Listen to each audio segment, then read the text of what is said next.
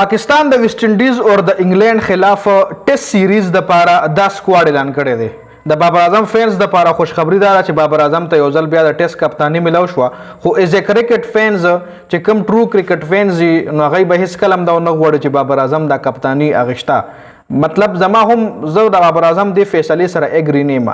بابر اعظم له نور په کپتانی باندې فوکس نه دی پکار، وجه هم دا ده چې د بابر اعظم مخالفین ډیر زیات دي، آی کې ایکس کرکټرزم دي او آی کې صحافیان هم دي چې هغه ټوټلی د بابر اعظم خلاف پراپګاندا چلی او دغه خلک بیا بابر اعظم ته ایکسترا ټینشن ورکوي او د هغه ایکسترا ټینشن په وجه باندې د بابر اعظم بیټینګ کې دغه پرفارمنس کې اچھا خاصه فرق راځي. نو په دې وجه باندې زه دې خبرې سره نه اګری کیږم چې بابر اعظم کپتانی اغشتلی و، خو کې محسن نقوی ور سره بل ورځ ملاقات کړي او محسن نقوی بابر اعظم رضا کړی دی چې تر ټیسټ کپتانی واخله. جی سکواډ تاسو له په نظر باندې ښکاري پوره په هر کلاړي باندې ډیټیل سره خبره کوو. رضوان هم سکواډ له واپسی شوی دی، چونکې سورسز دا خبرونه هم جاری کول چې رضوان کې دی چې د ټیسټ نه هم لري کی، خو چې کله بابر اعظم کپتان نو رضوان مخامخا په ټیم کې وي، ځکه کپتان په خوخه هم سه کلاړیان په ټیم کې شاملېږي. ها کیپټن بابر اعظم دی، دا نمونه چې کوم دي دا الفابیټیکلی یعنی اے بی سی پترو باندې لیکل شوی، اے نه چې د کم کلاړي نوم راځي هغه فرست بیا بی والا بیا سی والا بیا ډي والا دغه رنګ. نو عامر جمال ځکه تاسو له پټاپ باندې ښکاري چونکې عامر جمال بالر دی. جی بیا عبد الله فضل له وسره یو ښه کلاړي دی ریسنټ چې کوم د بنگلاديش سره د پاکستان ټیسټ سیریزونو پای کې هم د خزل دی او ښه بیټینګ کړو. علي عثمان ته مکمل شوی دا، اذان اویز هم یو ښه کلاړي دی ټیسټ کرکټر دی، علي عثمان هم ښه کلاړي دی، خدا موقع دی لکه شکول پکار دی. امام الحق without any doubt ښه کلاړي دی، ټیسټ او د ون ډے هم ښه کلاړي دی.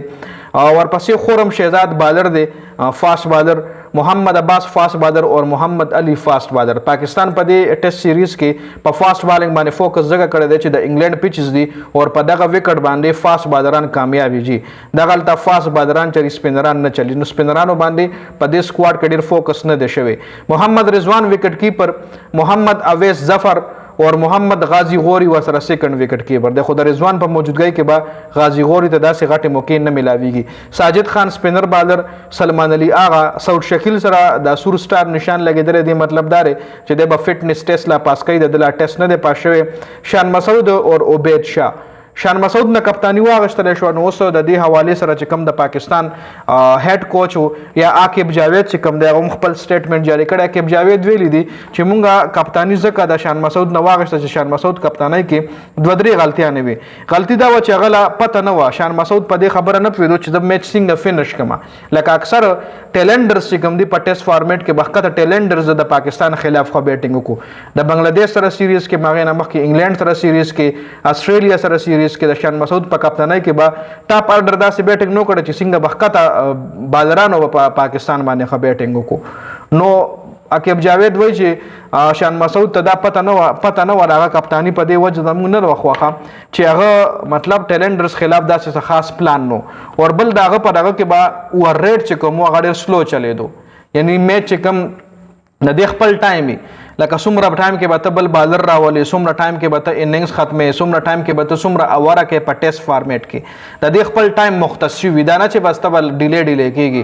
د 12 اورو په ټایم کې به ته 15 اوره کې یا د 10 اورو په ټایم کې به ته 8 اوره کې. نو شان مسعود به اکثر ډیلی اوور ریټ پوجي، داغه چې کوم اوور ریټ ته ډېر زیات سلو هغه نشو کنټرول کولی. نو په دې وجه موږ د شان مسعود نه کپتانی واغشتله.